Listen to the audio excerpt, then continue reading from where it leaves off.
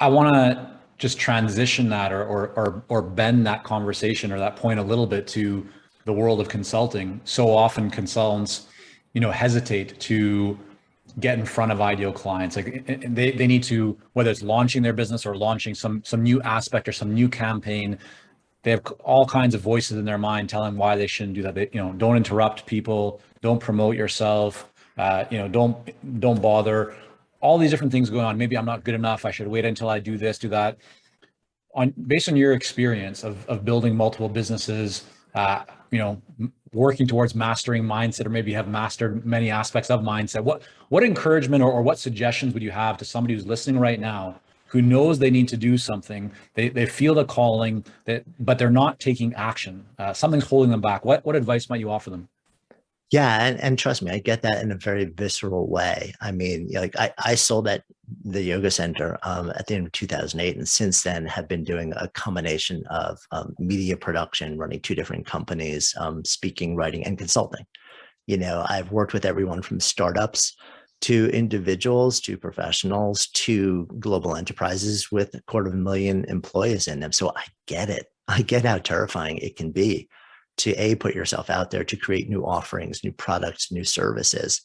And when you think about like the big thing, for most people, it's terrifying. And one of the things that I found is super effective, not just for me, but really for everybody, is that if we take that thing that we're talking about creating, maybe it's a new product or offering, maybe it's, like a new pitch for something, rather than thinking about, like, how am I going to build this whole big thing and how I'm going to prove that it's viable and worthy. I mean, I'm in that place right now with an entirely new body of work in the market. And nobody's going to take me seriously, and I'm going to be destroyed if I go out there in a big way and people laugh me out of the room. Rather than do that. And by the way, all of that has to be on the table, because if there's no risk at all, that means that you're not doing anything new.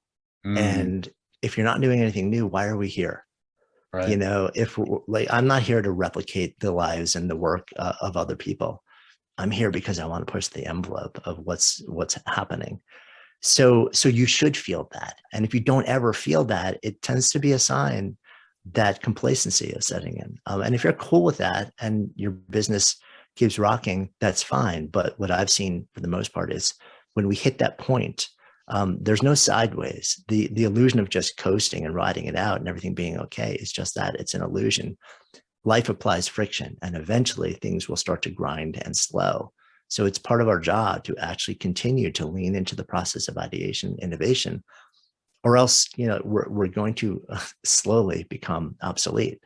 So I've been in that place. I get it viscerally. And what I found works really, really well for me is to create a really clear picture of what you would love to see happen. Create that big picture, that vision, that thing you want to create, or that big thing you want to offer. And then chunk it down into the steps that'll take to get there. So like, what 50 or 75 or 100 steps or actions will I need to take to actually get to that place, to make that happen, or else to get it to a place where, there's at least the possibility of it happening at the scale that I imagine. And a lot of people do that. But then there's one other thing that is pretty transformational, which is you don't just chunk the steps, you chunk the stakes. The thing that freaks us out is not the amount of work it'll take to pull it off. We're pretty comfortable working hard. It's safe bet people who are watching, listening to this, they work hard, right? So the thing that freaks us out and shuts us down and causes fear is not the level of work. We're not afraid that we're going to work really hard and that's not going to work. We are afraid that we're going to work really hard, put something out into the world, and it's going to be rejected. And then we're going to be laughed out of the room. We're going to be outcast. We're going to be discredited. And the stakes of that, we feel, are career ending potentially.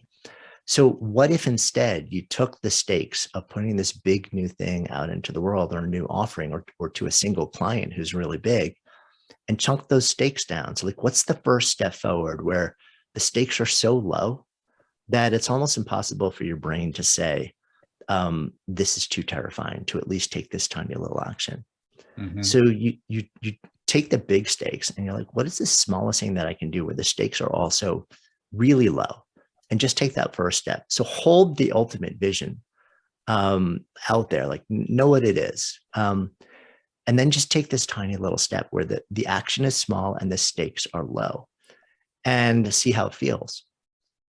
And then if it feels okay, take the next step where the stakes are also chunked into a smaller little thing. What you'll find is over time, the fear of taking those tiny little steps, like small steps, low stakes, fear tends to diminish, tends to almost completely go away when you approach it that way.